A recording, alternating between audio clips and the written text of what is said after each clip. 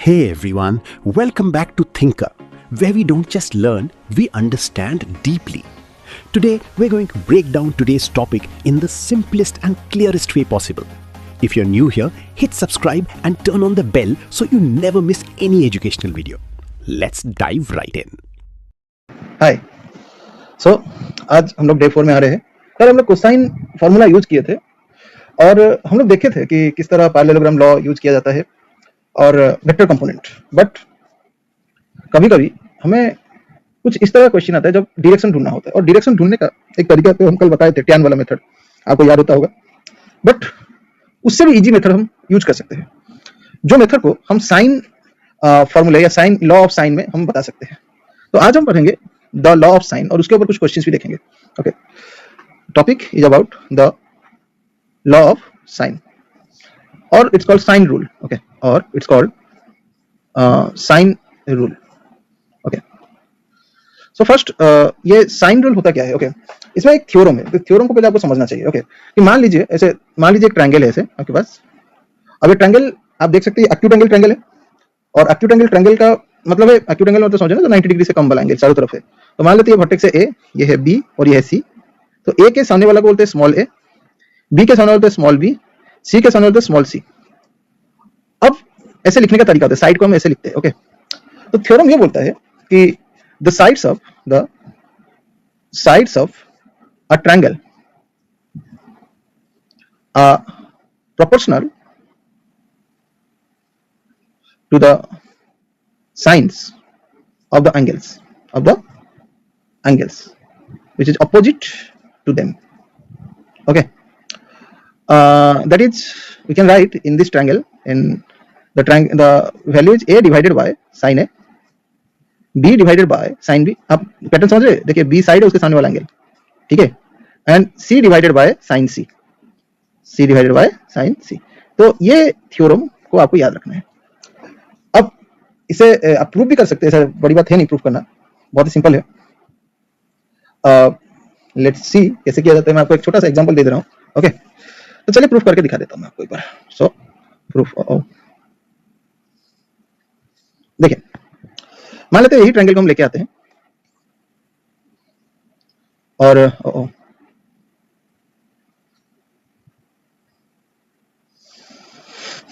यही ट्रायंगल को हम लेके आते हैं, और क्या है, मैं इसमें एक छोटा सा काम करता हूं। ये देखिए एक्यूट एंगल है ना, याद रखिए, एक्यूट एंगल ट्रायंगल है। एक छोटा सा काम करता हूं, मैं एक लाइन यहां से खींच देता हूं। सॉरी, अब ये लाइन जो आप देख रहे हैं, ये लाइन क्या है? उसका एडी जो है, ये इसको मैं डी नाम दे रहा हूं। ओके, अब ये एडी जो लाइन है, ये बीसी के ऊपर परपेंडिकुलर है, ठीक है, ऐसे है। अब हम ऐसे क्यों कर रहे हैं आपको समझ में आएगा अभी। देखिए, अब यहाँ पे दो ट्रायंगल बन गया, A B D and A D C. Okay, तो फर्स्ट हम देखेंगे in triangle ADB. Okay, ADB triangle में आपको क्या दिखाई दे रहा है? यदि मैं लिखूं साइन बी, तो बी हम फॉर्मूला क्या पढ़े, साइन का क्या है, परपेंडिकुलर डिवाइडेड बाय हाइपोटेनस। तो ये परपेंडिकुलर है हाइपोटेनस है, तो क्या लिख सकते हैं, एडी डिवाइडेड बाय एबी लिख सकते हैं, सही है। या मैं ऐसे भी लिख सकता हूं, क्या, साइन बी, एडी का एडी रहने दो, एबी क्या है, एबी है सी, स्मॉल सी, तो हम लिख सकते हैं स्मॉल सी। या मैं ऐसे भी लिख सकता हूं, क्या, कि AD is equal to C into sine B. Let it equation 1। Again आपको देखना है इन ट्रायंगल एडीसी। ओके, अब ये ट्रायंगल में आप देखेंगे एडीसी में, फिर से मैं सी एंगल ले रहा हूं यहाँ पे, साइन सी के बारे में। ऑब्वियसली साइन सी में क्या होगा, एडी कॉमन, यहाँ पे एडी है, यहाँ पे एडी, हमको एडी कॉमन लेना है, इसलिए कर रहे हैं। तो AD divided by what, AC. और क्या लिख सकते हैं, AD is equal to, AC क्या है, एसी है बी, है ना, तो डायरेक्ट बी को इधर लेके आ जाते हैं, तो बी इंटू साइन सी, ये इक्वेशन 2। अब 1 और 2 में आपको क्या दिख रहा है कि एडी जो है वो क्या है, वो दोनों के साथ क्या है, दोनों में एडी है, तो इक्वल कर सकते हैं। तो फ्रॉम 1 और 2 हमें क्या मिला, हमें मिला C sine B is equal to B sine C. और क्या लिख सकते हैं हम ये लिख सकते हैं C divided by sine C, B divided by sine B. देख रहे हैं, तो ये मेरा हो गया पहला काम, आपको दिख रहा होगा कैसे मिला। अब आप सोच रहे होगे कि ठीक है, ये तो हो गया, बट इसे हमको तो यहाँ 3 तो दिया है ना, हम खाली बी और सी का किए थे, ए का तो किया ही नहीं अभी तक। अब ए को भी कर सकते हैं, हम लोग कर सकते हैं। ए को कैसे करें, फिर से यही ट्रायंगल को हम थोड़ा मॉडिफाई करेंगे, ऐसे कर देंगे। देखिए, ये जो ट्रायंगल है ना, यहाँ पे हल्का सा वो जो परपेंडिकुलर बनाए थे, यहाँ सॉरी, हाँ परपेंडिकुलर बनाए थे, यहाँ पे परपेंडिकुलर बनाएंगे। तो क्या करेंगे, मैं यहाँ से परपेंडिकुलर ले लिया, यहाँ से जो इसके साथ 90 डिग्री करता हो। ओके, अगेन हम यहाँ से स्टार्ट कर सकते हैं। अगेन हम यहाँ पे क्या बोल पाएंगे, देखिएगा कि ये ट्रायंगल में ए बी, इसका नाम दे देते, फिर से कुछ अलग नाम दे देते। Okay, not D, let it be, क्या दे, ई दे देते हैं। ओके, तो let it be in triangle, first A E B के बारे में बात करेंगे। ओके, ए ई बी में ऑब्वियसली ये एंगल ए है, तो मैं क्या लिख सकता हूँ, sine A is equal to what, perpendicular कौन है, B E divided by A B. Okay, और क्या लिख सकते हैं, B E is equal to, A B का वैल्यू क्या है, सी, तो क्या लिखते हैं, सी इंटू साइन ए। सही है, अब इसका नाम देते हैं इक्वेशन 3। अगेन फिर से हम देखेंगे इन ट्रायंगल, वही जो बच गया क्या है, B C E, B C, sorry B C E, तो बी सी ई में साइन सी फिर से करेंगे, तो क्या मिलेगा मुझे, again B E divided by B C. अब क्या कर सकते हैं, B E is equal to what, B C मतलब ए, तो इधर आ जाएगा ए इंटू साइन सी, तो ये equation 4। Now from 1 and 2, now from 1 and 2 आपको क्या मिल रहा है, 1 and 2 में आपको मिल रहा है A sine C is equal to C sine A, और क्या मिल रहा है, A divided by sine A, C divided by sine C. अब इसका नाम होता है बी। अब बोले ऐसा क्यों, और देखो ए में भी क्या चीज है, सी डिवाइडेड साइन सी, और बी में भी सी डिवाइडेड साइन सी, मतलब ये दोनों को भी इक्वल कर सकते हैं। तो हम क्या लिख सकते हैं, फ्रॉम ए एंड बी हम क्या लिख सकते हैं, हम लिख सकते हैं A divided by sine A is equal to B divided by sine B is equal to C, sorry C divided by sine C. तो इस तरह हम इसको प्रूफ कर पाए। सो ये था हमारा इसका ऊपर कहानी। आई होप आपको क्लैरिटी आया होगा। तो इससे क्या पता चला कि इस तरह का क्वेश्चन को हम कैसे टैकल कर पाए, ऐसे टाइप का पॉइंट्स को। तो एक छोटा सा मैं क्वेश्चन यहाँ पे रखना चाहता हूँ कि कैसे करें। याद होगा कल का जो क्वेश्चन हम किए थे उसी के ऊपर हम रखेंगे, ठीक है। आप लोग देख सकते हैं क्या है, लेट्स सी, देखिएगा। जैसे कि मान लो एक एग्जांपल जो कल मैं दिया था उसी को ही दे रहा हूँ, ठीक है। क्वेश्चन है, if this is the line और यहाँ पे एक वेक्टर जा रहा है ऐसे, और यहाँ पे एक वेक्टर जा रहा है ऐसे, ठीक है। जो लोग कल का देखा होगा वीडियो उनको याद होता होगा 60 डिग्री। किस किस को याद आ रहा है कमेंट सेक्शन में बताइए। पढ़ते समय कुछ कर पा रहे हो कि नहीं वो भी देखो, है कि नहीं, और कोशिश करो करने की, प्रैक्टिस करने की, ठीक है। So this one is O, this one is X and this one is Y axis. Okay, let it be B and A vector, ठीक है। तो यहाँ पे वही क्वेश्चन जो मैं कल लिखा था, तो मैं यहाँ पे खाली इतना कर रहा हूँ, फाइंड द रिजल्टेंट के बदले मैं उसका रिजल्टेंट का डायरेक्शन ढूंढना चाहता हूँ। ओके, तो find the direction of resultant of two vectors a is equal to 4 unit, A लिखे थे हम कल, and b is equal to 3 units. Okay, अब आज given in the figure, okay, आज गिवन इन द फिगर, ठीक है। अब कैसे करें, एंगल कैसे इसको बनाए, सॉल्व कैसे करें, तो इसको सॉल्यूशन करने की कोशिश करते हैं। लेट्स सी, मैं इसको यहाँ पे कॉपी किया और इसको यहाँ पे डाल दिया समझाने के लिए, ठीक है। ओके, और जस्ट पैरेललोग्राम लॉ के हिसाब से हम लोग इसको पैरेललोग्राम बनाएंगे एक बार में, ठीक है। एंड इसको भी ऐसे ही, सही है। और क्या है, यहाँ से मैं एक लाइन खींच दिया जो ये रिजल्टेंट है उसका। तो रिजल्टेंट निकालना कल मैं सिखा चुका हूँ, इसको सिखाने का कोई बात नहीं है। बात यह है कि इसको कैसे करें, ठीक है। तो हमको ये वाला एंगल चाहिए, मान लेते हैं एंगल अल्फा, मान लेते हैं ना, कोई बात नहीं। अब ए भी मुझे मालूम है, चलो इसको नाम देते हैं आर, जो मुझे अभी के लिए मालूम नहीं है, या आर का हम निकाल लिए थे, याद करिए। यहाँ पे मैं लिख भी दे रहा हूँ। ओके, हियर रिजल्टेंट इज क्या निकला था, 5 निकला था, resultant is 5 units. Okay, so this one is 5, a is 4, b is 3. Okay, now I need to find this alpha. How to find it, the question is this. Now see this triangle, अब triangle का नाम दे देते हैं, s दे देते हैं, इसका नाम देते हैं p, ठीक है। एक ट्रायंगल, ये जो ट्रायंगल दिख रहा है ना, इसी को मैं यहाँ पे करके दिखा रहा हूँ।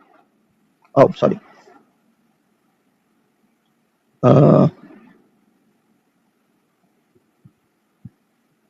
ऐसे थोड़ा टेढ़ा मेढ़ा हुआ तो होगा, चलो S O P, ठीक है। This one is A, this one is R and this one is alpha, क्या, this one is alpha. Okay, अब आप सोचोगे ठीक है अब क्या करें, अब इसका आंसर क्या होगा। सो हम ऐसे कर सकते हैं। अब आप जानते हो कि यदि मैं यहाँ से एक लाइन खींचूं ऐसे, तो ये क्या है, मान लेते हैं ये थीटा है। तो यहाँ से यदि ऐसे लाइन खींचूं तो ये करेस्पॉन्डिंग एंगल हो गया थीटा, है कि नहीं? तो ये मतलब ये उसका करेस्पॉन्डिंग एंगल ये क्या हो गया, थीटा हो गया। तो ये कितना होगा, ऑब्वियसली 180 डिग्री माइनस थीटा, और क्या होगा, एडजेसेंट एंगल है ना। अब मैं ऐसे नेमिंग कर दे रहा हूँ कि यार तो है यहाँ पे, ये इसका नाम देता हूँ, कुछ भी एक नाम दे देते हैं, लेट इट बी गामा, ऐसे नाम, ठीक, जस्ट समझाने के लिए। तो अभी थोड़े इसको यदि हम साइन रूल के हिसाब से लिखें, अकॉर्डिंग टू साइन रूल, अब याद रखें हमको अल्फा चाहिए, क्यों चाहिए, क्योंकि इसका डायरेक्शन चाहिए मुझे, समझे ना, ये जो वेक्टर जा रहा था वो रिजल्टेंट का डायरेक्शन चाहिए वेक्टर के ऊपर से, ठीक है ना, ये याद रखो। तो फिर आर के सामने वाला एंगल ये है गामा, तो हम क्या लिख सकते हैं, according to rule R divided by sine gamma, फिर क्या है, ये क्या है, ये वाला पार्ट, ये वाला लाइन, ये वाला लाइन क्या था, ये यदि बी है ये भी बी था, और ये यदि ए है ये भी ए था, है ना, तो ये क्या हो गया, बी हो गया। तो हम ऐसे लिख सकते हैं alpha divided by sorry B divided by sine alpha, okay, ऐसे कर दिया। अब इसको थोड़ा सॉल्व करते हैं। तो साइन अल्फा हमको चाहिए, साइन अल्फा को इधर रखो, इसको इधर लेके आओ, आर को नीचे लेके आओ, तो बी इंटू साइन गामा का वैल्यू क्या है, 180 degree minus theta divided by R, सही है। अब आप बोलोगे सर थीटा का वैल्यू तो मालूम ही नहीं, अरे भाई थीटा का वैल्यू मालूम है ना, टोटल क्या है 180, समझ रहे हो, 30 60 हो गया, क्या हो गया 90 हो गया, तो बचा कितना, ऑब्वियसली बचा कितना, 90 बचा, ओके। सो तो फिर थीटा यहाँ पे 90 है, देन साइन अल्फा का अल्फा रहा, तो बी का वैल्यू कितना था, बी का वैल्यू था 3 sine 180 minus 90 sine 90 divided by R का वैल्यू कितना है 5 है, लो हो गया काम। तो साइन अल्फा साइन 90 होता है 1, तो हम लिख सकते हैं 3/5, सही है। और क्या लिख सकते हैं, ऐसे लिख सकते हैं अल्फा इजिकल टू साइन इधर लाइन से साइन इनवर्स हो जाता है, तो 3/5, ओके। तो इस तरह हम कर सकते हैं। इसको यदि आप सॉल्व करोगे ना, मतलब जस्ट आउट ऑफ क्यूरियोसिटी हम यदि इसको सॉल्व करेंगे तो हमें कितना मिलेगा, देखते हैं, ठीक है। इसको सॉल्व करने से हमको कितना मिलेगा देख लेते हैं, ठीक है। तो साइन अल्फा 3 डिवाइडेड बाई 5 कितना मिला, 36.86 है ना, विच इज ऑलमोस्ट 37 डिग्री, देख रहे हो। तो ये है हमारा कंडीशन, आई होप आपको क्लैरिटी आया होगा। तो ये था हमारा अल्फा का वैल्यू। एनी डाउट इसमें, यदि कुछ है तो ऑब्वियसली आप कमेंट सेक्शन में डाल सकते हैं। कमेंट सेक्शन में आप कुछ भी नहीं लिखते हो, कोई हाई लिख रहा है, कुछ हेलो लिख रहा है, ऐसे थोड़ा लिखते हैं कुछ। यदि अच्छा लग रहा है तो अप्रिशिएट करो, ओके, शेयर करो, शेयर जितना कर सकते हो उतना अच्छा है। अपने दोस्तों के साथ शेयर कर लो, बेकार में क्यों कहीं पे जाके पढ़ना है, यहाँ पे सब मिल जाएगा, तो ओके कोशिश करो, ठीक है, ओके। सो आई होप आपको ये क्लैरिटी आया होगा कैसे बनाया गया। ट्राई करो, यदि समझ नहीं आ रहा तो ट्राई करना है, ठीक है। एक छोटा सा एग्जांपल और मैं करवा दे रहा हूँ जिसमें आपका क्लैरिटी और आएगा, मतलब और कैसा टाइप का क्वेश्चंस आ सकते हैं। याद रखें मैं यहाँ पे जो भी क्वेश्चंस बता रहा हूँ ये तो मैं कल का जो था उसके ऊपर बता दिया। ऐसे क्वेश्चंस जो भी आता है कभी कभी क्वेश्चंस को बनाने की कोशिश करना पड़ता है। सो जैसे कि एक क्वेश्चन यहाँ पे मैं कर रहा हूँ, ये प्योरली साइन के लिए बता रहा हूँ, ठीक है। जैसे कि मान लीजिए क्वेश्चन है, a person standing on the bank of a river, okay, observes that the angle subtended by a tree on the opposite bank is 60 degree. When he retreats 20 meter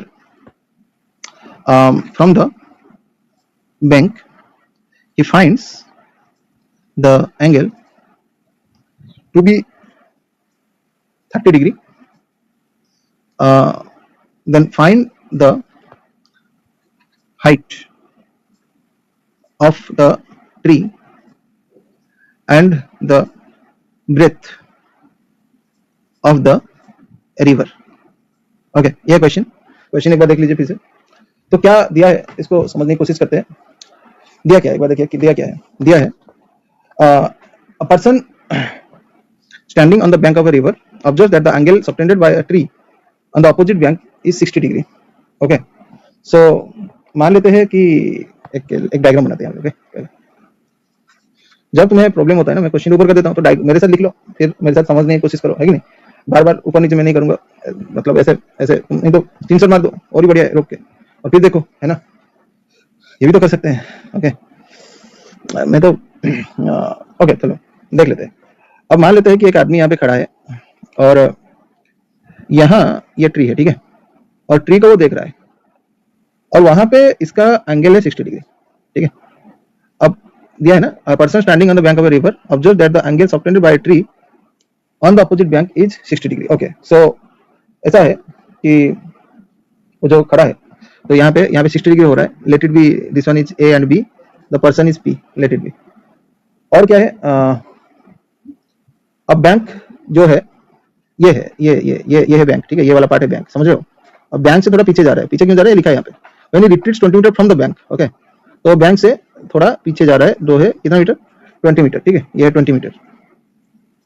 okay, और यहाँ पे एक लाइन खींच दिया मैं, late it B Q, और ये हो गया 30 डिग्री, ठीक है। ओके, लेट, सो अब हम इसको क्या कर सकते हैं, कैसे बनाए। तो क्वेश्चन का डायग्राम तो बना दिया, पूछ क्या रहा है, find the height of the tree, इसको चाहिए, ठीक है। और क्या चाहिए हमें, breadth of the river. So breadth of the river means हमें ये भी चाहिए, ठीक है, ये रिवर है ना, ये वाला पार्ट रिवर है, मैं लिख दे रहा हूँ नहीं तो। ओके, और यहाँ पे स्टैंडिंग था, ये वाला पी पॉइंट क्या है, द पर्सन जहाँ पे पहले स्टैंडिंग किया था, मतलब just bank of the river था। ओके, आफ्टर 20 मीटर रिट्रीटेड, ठीक है, ऐसा है। सो अब क्या करें, तो इसको यूज करेंगे कैसे, मतलब अब क्या तरीका हो सकता है। तो देखिए, ये तो 90 है ना, ठीक है, 30 है ये, तो 30 90 120, तो ये टोटल एंगल कितना हो गया, ऑब्वियसली 60 हो गया, है ना। तो और क्या है 60, ओ सॉरी, ओके 60 हो गया, और ये 90 है, 60 है, तो 60 90 150, तो ये कितना हो गया, 30 हो गया, ठीक। अब हम यहाँ पे पहले दो ट्रायंगल तो यहाँ पे दिख रहा है ना, हम चलो एक छोटा ट्रायंगल ले लेते हैं, consider triangle BPQ, triangle BPQ. Okay, ये ट्रायंगल को देखिए, तो बीपीक्यू में अब देख सकते हैं पी क्यू बी है 30, ठीक है, और क्या है, ये 30 है, और ये 60 है, तो क्या होगा, ऑब्वियसली 120 होगा, ठीक हो गया, और ये 30 120 150, तो ये कितना हो गया, ये हो गया 30 डिग्री, सही है। तो अब हम कैसे कर सकते हैं, एक साइड तो मालूम है ना मुझे, तो दूसरा साइड मिल सकता है, या ई साइड मिल सकता है हमें। तो according to sine rule, according to sine rule, okay, sine rule के पहले हम लिख देते हैं ना आराम से, तो क्या हो जाएगा हमारा, बीपी, बीपी मतलब ये है, ओके, तो उसके सामने वाला कौन है, ये है, समझ गए ना, ऐसे लिखेंगे हम, तो लिख सकते हैं बीपी डिवाइडेड बाय साइन 30, यही है बीपी के लिए, ठीक है, is equal to QP divided, QP के सामने कौन है, ये भी 30 है, तो क्या लिख सकते हैं साइन 30, और क्या है क्यूबी, क्यूबी के सामने कौन है 120 है ना, तो क्या लिख सकते हैं साइन 120, ठीक है, ऐसा है। अब हम लोग को किसका चाहिए, यहाँ पे हम लोग ये दोनों को ले लेते, तो हम समझ गए यहाँ पे, यदि मैं ये दोनों को कंसीडर करूँ तो क्या मिलेगा, फ्रॉम दिस हमें क्या मिला कि BP is equal to QP, QP कितना है 20 मीटर है, तो इसका मतलब ये भी, ये जितना है ये भी उतना ही है 20 मीटर, हो गया काम खत्म, पहला काम हो गया। अब यदि हमें ये मिल चुका है, तो और एक ट्रायंगल को देखेंगे अभी, तो कौन सा ट्रायंगल देखेंगे अभी हम, ये देखें तो ये वाला ट्रायंगल देख लेते हैं, कौन सा वाला, ये वाला ट्रायंगल, ठीक है, बी ए पी। ओके, तो again in triangle B A P, okay, अब ये भी में आप देख सकते हैं, फिर से हम करेंगे, ओके, तो BP divided by sine 90, BP के सामने में 90 है ना, और ये 90 60 है तो 30 होगा, ठीक है, ये भी 30 है, ओके, एंड 60 क्या है, A B divided sine 60, okay, और इसको भी कर सकते हैं P A P divided by sine 30, ठीक है, सही है। अब बीपी का वैल्यू मुझे मालूम है, बीपी का वैल्यू कितना है 20, ठीक है, तो हो गया हमारा, पहले इसको कंसीडर करते हैं, ओके, सो हम लिखेंगे consider BP divided by sine 90 and A B divided sine, अब ए बी क्या है, ट्री का डिस्टेंस, तो A B is equal to BP into sine 60 divided by sine 90, अब साइन 90 कितना होता है 1 होता है, छोड़ो उसको, बीपी का वैल्यू कितना होता है, बीपी है हमारा 20, तो लिखेंगे 20, साइन 60 कितना होता है √3/2, 2 काटो कितना मिला 10 √3 मिल गया, पहला काम खत्म। अब आप करेंगे फिर से, तो ए बी मिल चुका है, आप ए बी के साथ कर सकते हो, बीपी के साथ भी कर सकते हो, एपी चाहिए, एपी क्यों, क्योंकि रिवर का विड्थ चाहिए हमें, है ना, तो क्या करेंगे again consider A B divided by sine 60, या बीपी से कर देते हैं, BP divided by sine 90 is equal to AP divided by sine 30, ठीक है, तो एपी को अकेला करो, तो बीपी इंटू साइन 30, अब साइन 90 क्या है 1 है, छोड़ो उसको लिखने का जरूरत नहीं, तो बीपी का वैल्यू क्या है 20 है, और साइन थीटा का वैल्यू 1/2, 2 करेगा 10 मीटर, हो गया काम। तो ये मुझे मिल गया एपी का वैल्यू। तो इस तरह हम एपी का भी डिस्टेंस ढूंढ पाए, इसका भी हाइट ढूंढ पाए। तो ये एक छोटा सा क्वेश्चन था जो हम साइन रूल से बना पाए हैं। Okay clear. तो ऐसा टाइप के क्वेश्चन साइन के हिसाब से हम इसको सॉल्व कर सकते हैं। ओके तो साइन रूल का और एक है कंकरेंट फोर्स में भी किया जाता है, हम फोर्सेस में देखेंगे। मतलब क्या है कि चलो उसको हम आगे देखेंगे, कंकरेंट फोर्स जब काम आएगा, अभी तो फोर्स में पहुंचे ही नहीं तो उसके बारे में इतना क्यों सोचे। ओके चलिए अभी हम थोड़ा सा और आगे बढ़ जाते हैं। अभी देखने जा रहे हैं हम लोग स्केलर और dot product. Okay so the topic is about scalar और डॉट प्रोडक्ट। ओके अब पहला होता है स्केलर प्रोडक्ट होता क्या है, उसका मतलब ही क्या है, कहाँ यूज करेंगे इसको, क्यों पढ़े इसको। ओके देखिए वेक्टर का एडिशन और सब्ट्रैक्शन हम जान चुके हैं, है ना। अभी हमें वेक्टर का मल्टीप्लिकेशन नहीं मालूम, इसीलिए हम क्या करेंगे, स्केलर प्रोडक्ट ढूंढने की कोशिश, समझने की कोशिश करेंगे। ठीक है तो होता क्या है कि मान लीजिए हम दो वेक्टर दे रहे हैं, बहुत सारे क्वांटिटीज है जो वेक्टर में, जैसे कि एक्सेलरेशन है, जैसे कि मोमेंटम है, बहुत सारे। तो मान लीजिए दो वेक्टर का मल्टीप्लिकेशन करें और हमें आंसर में क्या चाहिए, ओनली मैग्नीट्यूड, डायरेक्शन नहीं चाहिए, तब हम इसको यूज करते हैं। मतलब हम कब यूज करते हैं, जब हमें प्रोडक्ट से सिर्फ मैग्नीट्यूड चाहिए और कुछ नहीं चाहिए, समझ गए। So it is used when the result of two vectors required as only magnitude, okay, as only magnitude। okay clear. तो अब इसको मैं थोड़ा इस तरह समझाने की कोशिश करूंगा कि यदि मैं लिखूं यहाँ पे कि ए वेक्टर और डॉट बी वेक्टर, तो इसका आंसर आता है क्या, ए और बी स्केलर हो गया और cos थीटा। इसका मतलब है कि मान लेते हैं एक वेक्टर ऐसे जा रहा है,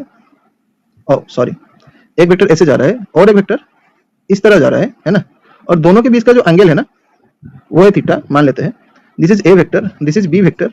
ओके तो हम ऐसे लिख सकते हैं कि ये जो थीटा है ना, यही है cos theta. Okay dot product, इसको स्केलर प्रोडक्ट क्यों बोलते हैं, क्योंकि आंसर में स्केलर आता है इसीलिए बोलते हैं, और कुछ नहीं। ओके मतलब स्केलर क्वांटिटी मिलता है। ठीक है तो इसमें कुछ कुछ पॉइंट्स है जो आपको जानना जरूरी है, जैसे कि क्या क्या पॉइंट है जानना जरूरी है।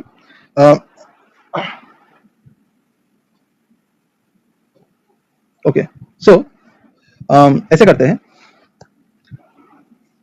जैसे कि मैं लिखा ए डॉट बी, इसको हम पलट भी सकते हैं बी डॉट ए, मतलब ये कम्यूटेटिव हो सकता है। ओके और क्या है, यदि मैं लिखूं ए डॉट ए, इसका वैल्यू क्या होगा, देखिए ए डॉट ए का मतलब क्या है, स्केलर में आ गया, ये ओरिजिनली स्केलर आ गया, और दो वेक्टर के ऊपर और एक वेक्टर जाना है, मतलब एंगल क्या हो गया 0 डिग्री, तो क्या लिख सकते हैं cos 0 क्या होता है 1 होता है, तो ए और ए क्या हो जाएगा ए स्क्वायर। ठीक ऐसा हो सकता है। अब इसी तरह हम और क्या बोल सकते हैं इसके आगे, यदि देखें तो याद रखिए cos, यहाँ पे cos थीटा 0 डिग्री हुआ है, थीटा ये नहीं है 0 डिग्री है। ओके cos 0 डिग्री हुआ, ठीक है इसी हिसाब से। अब यदि हम देखें और आगे में मान लेते हैं यहाँ पे दिया है ए डॉट बी, और दोनों परपेंडिकुलर है, मतलब ये ए वेक्टर है और ये बी वेक्टर है। ठीक है ये बी वेक्टर है, तो यहाँ पे दोनों के बीच में कितना एंगल हो रहा है 90 डिग्री हो रहा है। ठीक है तब क्या होगा ए डॉट बी में, ये होगा 0, क्यों होगा cos 90 क्या होता है, ये तो cos तो आएगा ना, तुम जो भी करो यहाँ पे ए वेक्टर रखो, ए बी स्केलर करो, cos 90 तो आएगा ना, cos 90 0 होता है, 0 के साथ कुछ भी इंटू करो 0 ही होगा। ठीक है ओके और क्या है, यदि हम कंपोनेंट के हिसाब से देखें, कंपोनेंट के हिसाब से मतलब मान लीजिए मैं लिखूंगा आई डॉट आई, तो क्या होगा आंसर, क्या हो सकता है सोचिए, आई के सामने 1 है, इसके सामने 1 है, तो 1 1 का स्क्वायर हो गया, आई और आई क्या हो गया, दोनों आई मतलब दोनों एक एक्सिस के ऊपर जा रहे हैं, तो 0 degree cos 0 degree, cos 0 degree क्या होता है 1, तो 1 का स्क्वायर 1, मतलब 1 ही होगा आंसर, समझ रहे हो। सिमिलरली जे डॉट जे भी 1 होगा, सिमिलरली के डॉट के भी 1 होगा, तो क्या आंसर आएगा यहाँ पे, आंसर 1 आएगा, याद रखें। फिर लिखा मैं आई डॉट जे, अब इसके सामने 1 1 है, मगर दोनों के बीच का एंगल कितना है, ये आई है तो ये जे है, बीच के 90 है, तो cos 90 क्या होगा 0 हो जाएगा, तो क्या लिख सकते हैं आई डॉट जे डॉट के एंड के डॉट आई, क्या हो जाएगा आंसर 0।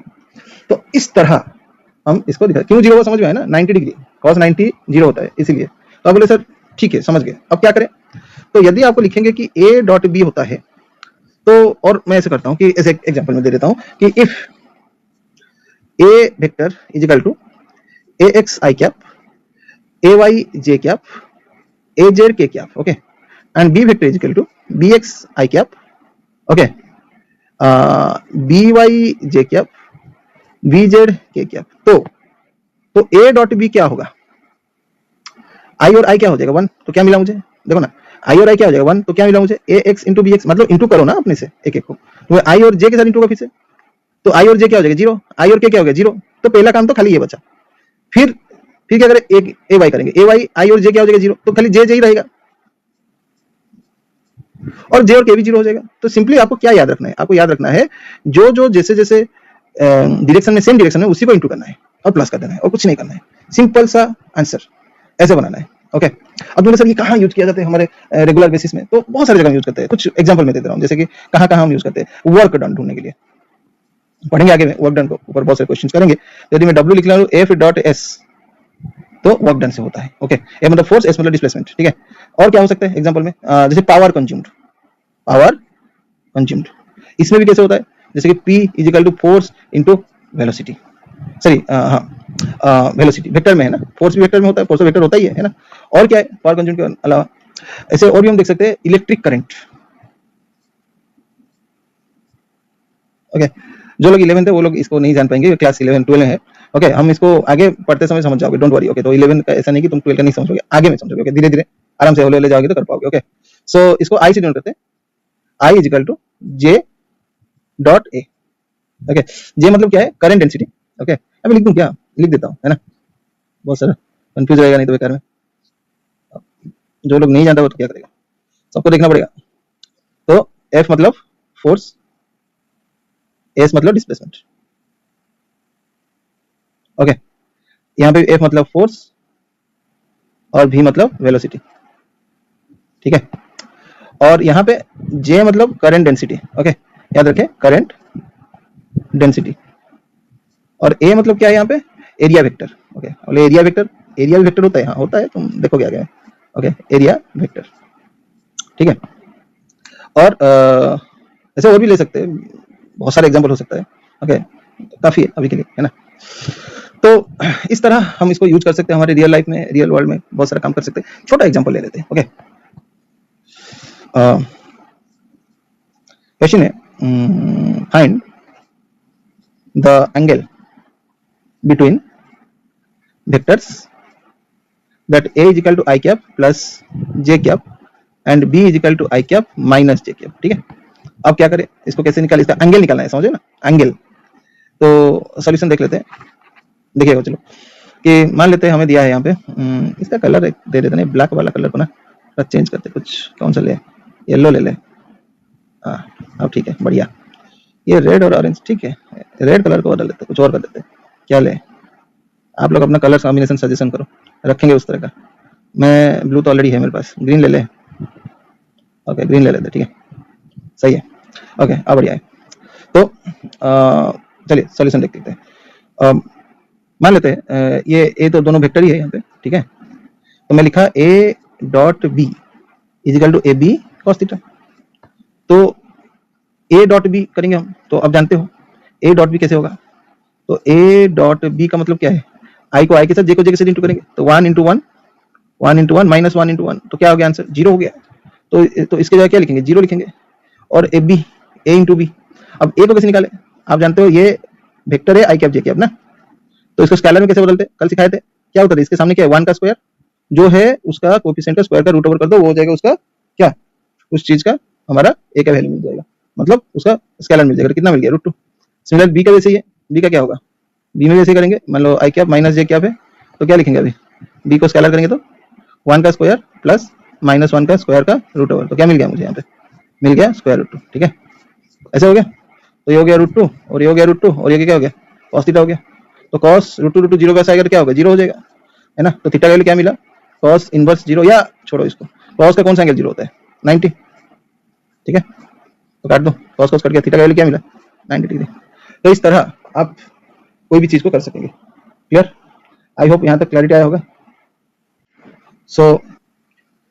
तो इस तरह का कुछ क्वेश्चंस हम कर पाएंगे, ऐसे और भी क्वेश्चंस करेंगे, खाली इसमें खत्म नहीं हुआ है। ओके, हम कल वेक्टर और क्रॉस प्रोडक्ट को करेंगे, वेक्टर प्रोडक्ट क्रॉस प्रोडक्ट, उसके ऊपर बहुत सारे क्वेश्चंस करेंगे।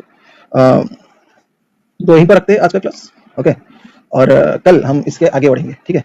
हम लोग धीरे-धीरे जा रहे हैं, सीखने की कोशिश कर रहे हैं, ट्राई कर रहे हैं उसको सभी को खत्म करने की। थोड़ा-थोड़ा कभी बड़ा भी होगा क्लासेस, ओके? आप लोग कोशिश करिएगा सर हर दिन पढ़ने के लिए, ओके? ठीक है, बाय।